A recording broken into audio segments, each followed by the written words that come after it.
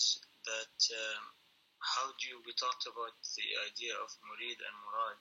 Mm-hmm. What could be some guidance that we can give to an average Muslim in the process of moving towards choosing leader or somebody that they could learn, or a teacher or something like this, such that they don't make the wrong choices and perhaps maybe even lose their faith because they once thought that this is something worthy of pursuing, but they get maybe disappointed, and then maybe because of their weakness of faith, they end up doing a U-turn, or it fires back on them in an unwanted way. This is very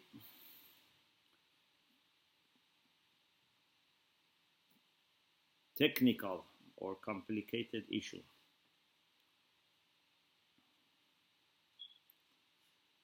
I think maybe I need half an hour to talk about this. But briefly,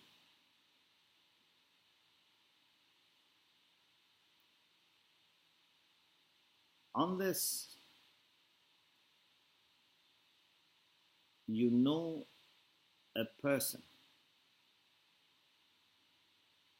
very well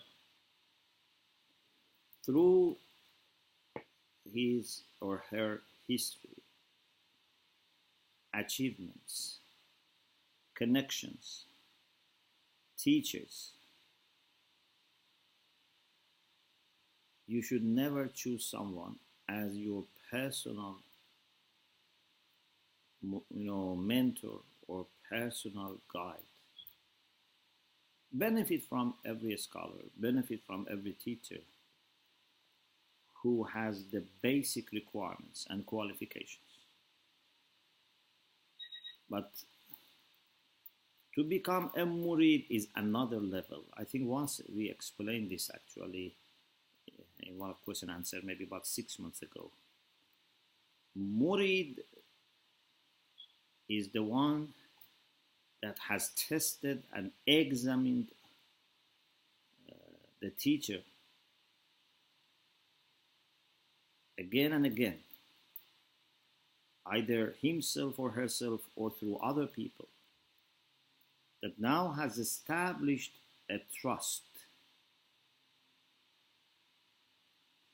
so that even if he is not convinced or she is not convinced, but that teacher instructs him or her, would take it wholeheartedly. But a person who is just normal teacher or a scholar or a preacher, whatever, you only take from them when you are convinced that something is correct, or when other people also repeat the same thing. So for example, let me give you a simple example. Maybe I ask 5 scholars, 5, speakers, 5 teachers, a question, and they give me the same answer. They say you should do this. But I ask my spiritual mentor, in whom I have trust. I know his wisdom. He knows me. I know him over years. And he says you should do something else. Here, I listen to my spiritual mentor. I don't listen to those 5 people who give general recommendation. Like, for example, you go to 5 general practitioners who give you advice randomly. They give you a prescription. But there is a consultant that knows you very well and knows how your health has been going on or going through difficulties, whatever, and gives you a particular prescription. So to choose someone as your consultant is not easy. You have to, you shouldn't be naive. You shouldn't choose everyone as your consultant. But if that level of trust is established, then you should not let unnecessary doubts shaken your trust. Like the story of Musa and Khidr alayhim as-salam. If Khidr was an ordinary teacher, Musa had all the rights to question Khidr.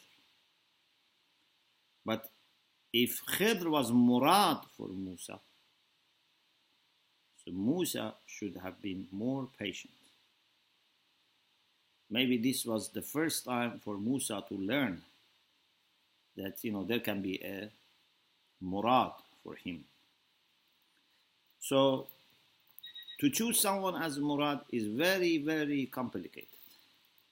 Sometimes people love to say that I have such mentor, and therefore they rush and they choose quickly someone as a mentor.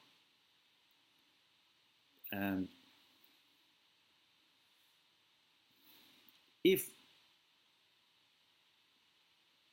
we ask Allah subhanahu wa ta'ala for help and guidance and practice what we know and act upon general prescriptions we receive, then inshallah maybe Allah subhanahu wa ta'ala gives us access to those people who can be our murad. But maybe this never happens because you have not reached that point and you need a personal mentor. But this needs more discussion, but I hope inshallah at least this is a little beginning and gives a little answer.